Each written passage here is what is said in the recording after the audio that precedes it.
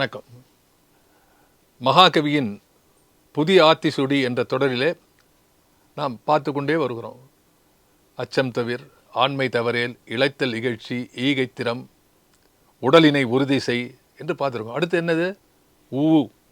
ஊ என்ற அந்த எழுத்திலே ஆரம்பித்த பாரதியினுடைய புதிய ஆத்திசூடி அடி என்ன என்று பார்த்தால், ஊன் மிக விரும்பு. ஜாகிரதையாக இருக்கணும். சில நேரங்களில் பதிப்புகளில் கூட நான் பார்த்துருக்கேன், ஊன் என்று போட்டு விடுறார். 2 சுழி நா. அது தன்னகரம் என்று சொன்னால் பல பேருக்கு தெரியல. நான் எல்லாருக்கும் புரியுற மாதிரி சொல்கிறேன். 2 சுழி நா, 3 சுழி நா. இது ஊன், 3 சுழி இருக்கக்கூடிய ஊன். ஊன் என்று சொன்னால் உணவு. ஊன் என்று சொன்னால் அது மாமிசத்துக்கு சொல்கிறது பேர். சரீர மாமிசத்தை ஊன் என்பார்கள். அது இல்லை, இது ஊன். ஊன் மிக விரும்பு என்று சொன்னால் உணவை மிக விரும்பு. சார், உடலினை உறுதி செய்யணும்னு சொன்னார். அப்புறம் நிறைய சாப்பிடுன்னு சொல்கிறாரு சார். சரியாக கவனிக்கணும். அதுதான் சொன்னேன். ஆத்திசூடியில் 2 சொற்கள் தான். ஆனால் அதை கவனமாக பாரதி பயன்படுத்தியிருக்கிறான். நாமும் அதை கவனமாக பயில வேண்டும். ஊன் மிக அருந்துன்னு எழுதலை, ஊன் மிக விரும்புன்னு எழுதியிருக்கான். என்ன சார் வித்தியாசம்? அதில் மாற்றி போட்டுக்கொள்ள வேண்டும். ஈகைத்திறன் சொன்ன மாதிரி விரும்பியதை உண்ண வேண்டும், விரும்பி உண்ண வேண்டும். அதாவது சில பேர் என்ன சொல்கிறாங்க, சார் ஏன் சாப்பிட்டேன்னா சாப்பாட்டு நேரம் சாருங்கிறான். சாப்பாட்டு நேரத்துக்கு சாப்பிடக்கூடாது. சாப்பிட வேண்டும் என்ற தேவை வரும்போது சாப்பிட வேண்டும். பசித்துண் என்பது ஒரு மகா வாக்கியம். அது மகா வாக்கியம்னு சொல்கிறேன் நிச்சயமாக. ஏன்னா பசித்தால் தான் உண்ண வேண்டும். அந்த ஒரு உணவுக்கும் இன்னொரு உணவுக்கும் இடைப்பட்ட நேரத்திலே சரியானபடி நீ பணி செய்து கொண்டிருந்தால், உடல் உழைப்பு இருந்தால் ஆட்டோமேட்டிக்காக பசி எடுக்க போகிறது. அதை உண்ண வேண்டும். அதாவது உணவு சம்பந்தப்பட்ட விஷயத்தில் பாரதி ரொம்ப நுட்பமாக சொல்லக்கூடிய விஷயம் இது. ஊன் மிக விரும்பு என்று சொன்னால், விரும்பு என்று கூட சொல்லலை, மிக விரும்பு என்றால் மிக முக்கியமாக இந்த செய்தின்னு அர்த்தம். நிறைய விரும்ப வேண்டும் என்ற பொருள் அல்ல. இங்கே நிச்சயமாக விரும்பினால்தான் சாப்பிடு என்று சொல்கிறான். தமிழ் என்ன அழகான மொழி. அதில் அதை கவனமாக படிக்கணும்னா அதை சரியான பொருளை புரிந்து கொள்ள வேண்டும்.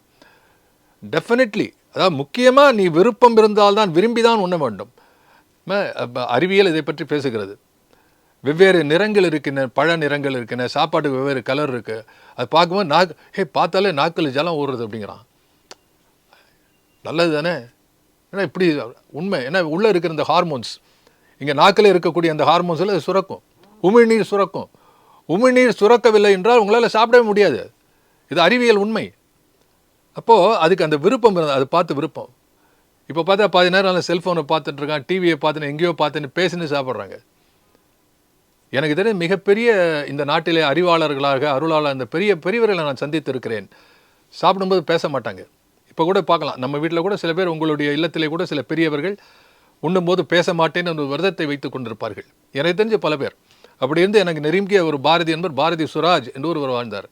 பாரதி கலைக்கழகத்தில் இருந்தார். பாரதி சுராஜ் அவர்கள் பாரதிக்காக வாழ்ந்தவர்கள். அவர் சாப்பிடும்போது செய்கை தான் இருக்கும், பேச மாட்டார். அது பேசிக்கொண்டோ இல்லைன்னா எதையோ பார்த்து கொண்டோ அப்படின்னு சாப்பிடக்கூடாது. அந்த உணவை இப்போ அன்னம் பிரம்மே திவ்ய ஜானாத் அன்னாத் தேவ கல்விமானி பூதானி ஜாயந்தே என்று உபனிஷதங்கள் கூறுகின்றன. இந்த அன்னம் தேவதை, இது நமக்கு உடலுக்கு வலு சேர்க்க வேண்டும் என்ற எண்ணம் மனதிலே ஏற்படுத்தி கொண்டு சாப்பிடணும். அது இது பாரதி சொல்கிறான். அதாவது நான் நினச்சி பார்க்குறேன், பாரதி எதையும் விடலை, கரெக்டாக ஒவ்வொரு ஸ்டெப்பாக சொல்லிட்டு வரான். உணவு என்பது சாதாரண விஷயம் இல்லைப்பா. இந்த உணவு தானே. இப்போ ஒரு இப்படி சொன்னால் உங்களுக்கு புரியும். ஒரு பில்டிங் இருக்குது. அந்த பில்டிங்கில் ஒரு செங்கல் வச்சு ஏற்படுத்தினா அந்த பில்டிங் என்ன? செங்கல் பில்டிங் தான் இருக்கும். வெளியில் என்ன பூசினாலும் செங்கல் தானே. அதில் ஒரு சலவைக்கல் வச்சு கட்டினா சலவைக்கல், கண்ணாடி வச்சு கண்டா கண்ணாடி. அதே போல் நமது உடல் என்பது அறிவியல் சொன்னால் உங்களுக்கு புரியும். ஒரு செல்லுலேருந்து தானே எல்லாம் வருது. ஆஃப்டர் ஆல் சின்ன இத்துண்டு குழந்தையாக இருக்குது. அந்த குழந்தை வளர்ந்து கொண்டே வருகிறது. ஒரு பிறந்த குழந்தை வளர்ந்து கொண்டே. இந்த வளர்ச்சி எப்படி வந்தது? சாப்பிட்றதுனாலே வருது. உணவு என்பது உள்ளே சென்று அது ஆக்கமாகி அது உங்கள் உடலை வளர்க்கிறது. அப்போ அந்த உணவு எவ்வளோ முக்கியம். உணவு சரியில்லை என்று சொன்னால் நீங்களும் சரியாக இருக்க மாட்டீங்க. இன்றைய தினம் உணவை பற்றி பல பேர் பேசுகிறார்கள். என் தட்டில் இருக்கும் உணவை நான் சாப்பிட என் உரிமைங்கிறான். அதுக்கு என்ன அர்த்தம்? ஒரு சமுதாயத்தில் நான் எப்படி வேணால் இருந்துட்டு போகிறேன்னு சொன்னால் சமுதாயம் இல்லை. நீ ஒரு நோயாளியாக தெரிந்தால் இந்த சமுதாயம் நோயாளியாக விடும் அல்லவா? எனவே தான் அதை குறிப்பாக சொல்லுகிறார்கள். திருவள்ளுவன் பேசுகிறான், கொல்லேன் என்று இருப்பாரை கைகூப்பி தொழும், உயிர்கள் எல்லாம் கைகூப்பி தொழும் என்று சொன்னான். அவன் எழுதக்கூடிய அந்த கொல்லாமை என்ற அதிகாரத்தில். ஆகவே எதை சாப்பிடுகிறோம், அது எப்படி சாப்பிடுகிறோம் ரொம்ப முக்கியம். ஒரு உயிரை வதை செய்து சாப்பிடுவனுக்கு மனசுல எப்படி ஈரம் இருக்கும், இரக்கம் இருக்கும்? அது ஒரு புறம் இருக்கட்டும். ஆனால் பாரதி சொல்ல இங்கே சொல்ல வந்து உணவை மிக விரும்பி சாப்பிடு என்று சொல்லுகிறான்.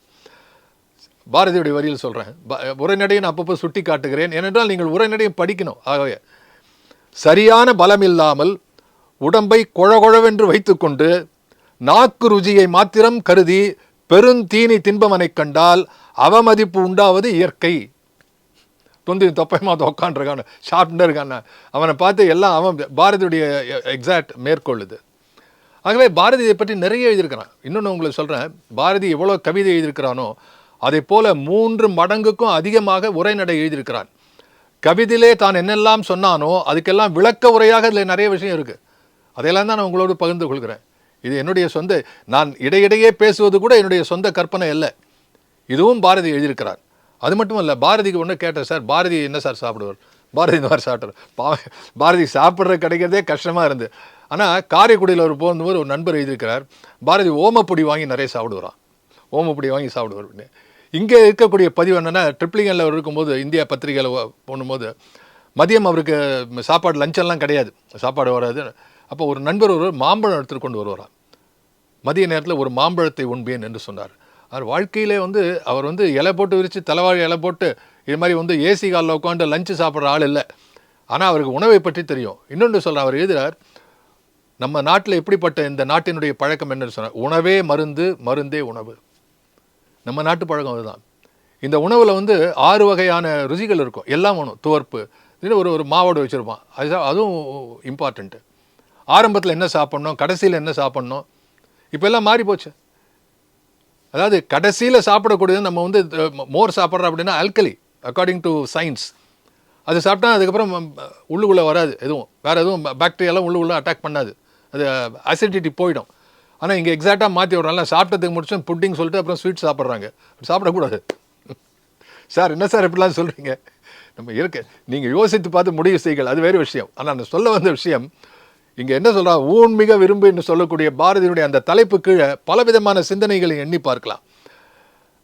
அவருடைய உற்ற நண்பராக விளங்கிய வாவே சொய்யர் சேரன்மாவை தேவியில் ஒரு அருமையான ஆசிரமம் நடத்தினார். அந்த ஆசிரமத்தில் சுதானந்த பாரதியெல்லாம் இருந்தார்கள். அப்போ சுதானந்த பாரதி ஒன்று எழுதுகிறார், அந்த ஆசிரமத்தில் ரெகுலர் உணவு என்ன தெரியுமா, வேர்க்கடலையும் வாழைப்பழமும். வேர்க்கடலை நிறைய சாப்பிட்டார்களாம். அது மாதிரி காந்தியினுடைய ஆசிரமத்தில் உணவு கட்டுப்பாடு என்பது பல இடங்கள் இருந்திருக்கு. ஆனாலும் அந்த உணவு எப்படிப்பட்ட உணவாக இருந்தாலும் அதை விருப்பத்தோடு உண்ண வேண்டும். நம்ம நாட்டில் இன்னொன்று ஆச்சார கோவை கேள்விப்பட்டீங்களா? ஆச்சார கோவை என்ற ஒரு நூல், அதாவது பின்னாடி வரக்கூடிய சிற்றிலக்கிய பிரபந்த நூல்களில் வரக்கூடிய ஆச்சார கோவை. அதில் ஒரு 100 பாடல்கள் இருக்குது. அந்த ஆச்சார கோவை எல்லாமே நம்ம எப்படி பண்ணணும், எப்படி உணவு உண்ண வேண்டும், உண்ணக்கூடாது, உணவுக்கு முன் கை அலம்ப வேண்டும், அதுக்கு பிறகு கையை கழுவ வேண்டும், இதெல்லாம் அதில் எழுதி வைத்திருக்கிறார்கள். ஏன் சார் இப்படிலாம் எழுதியிருக்காங்க? பல பேர் அதை பண்ணுறது கிடையாது. அதனால தான் எழுதுறதில் வெண்பால் எழுதியிருக்காரு. அதில் எச்சிலோடு தீண்ட தகாதவை எது, அது மாதிரி நீராட வேண்டிய சமயங்கள், உடலை எப்படியெல்லாம் போற்ற வேண்டும் என்று 100 வெண்பாக்கள். நேரம் இருந்தால் நீங்கள் ஆச்சார கோவை என்ற அந்த நூலை எடுத்து படியுங்கள். ஒரு நூல் இன்னொரு நூலுக்கு, நான் சொல்வதுண்டு, ஒரு நூல் என்பது அகல் விளக்கு போல. அந்த அகல் விளக்கு இருக்கிறதே ஒன்றிலிருந்து இன்னொன்றை ஏற்றிக்கொண்டே செல்ல வேண்டும். அப்போ பாரதியை படிக்கும்போது பாரதியினுடைய புதிய ஆத்திசூடி படித்து கொண்டு வருகிறோம், அதிலிருந்து வேறு சில நூல்களையும் பார்க்கலாம். அப்போ உடலினை உறுதி செய், அதுக்கப்புறம் இந்த ஊன்மிக விரும்பு, இந்த ரெண்டுத்தையும் சரியாக புரிந்து கொள்ள வேண்டும் என்று சொன்னால் ஆச்சார கோவை போன்ற பல நூல்களை பார்க்க வேண்டும். ஆகவே இனி நாம் அடுத்த அடிக்கு செல்வது முன் இடையே 1 வாரம் இடைவெளி இருக்கிறது. சந்திப்போம்.